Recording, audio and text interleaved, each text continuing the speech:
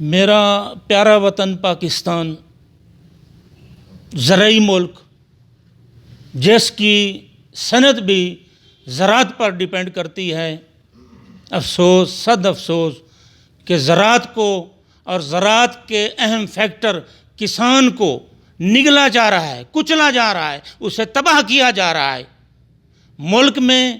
ایک IMF کی پالیسیاں اور احکامات چل رہے ہیں اور ملک کے اندر ایک بہت بڑا مافیا ہے جسے شوگر مافیا کہتے ہیں، یا اس کے احکامات چل رہے ہیں، اس کے مشورے چل رہے ہیں۔ خدا را حکمران آنکھیں کھولیں، اس زراعت کو بچائیں،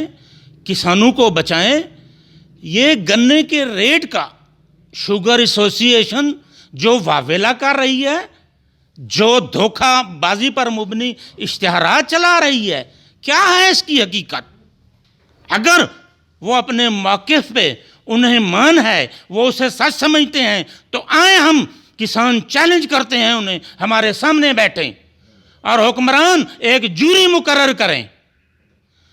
کہ گنے کا ریٹ مقرر کرتے وقت جو تخمینہ جات لگائے گئے ہیں، جو ریٹ فیصلہ کرنے کے لیے تجویز کیا گیا ہے، جو کسانوں کا پرافٹ انہوں نے شو کیا ہے، وہ بھی رکھیں،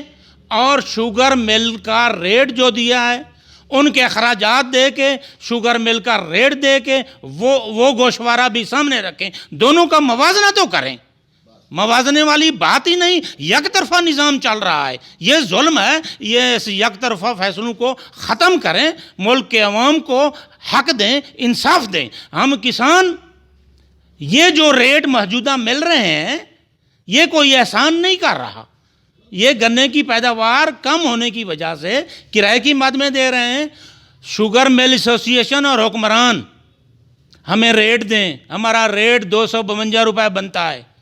190 روپے نہیں،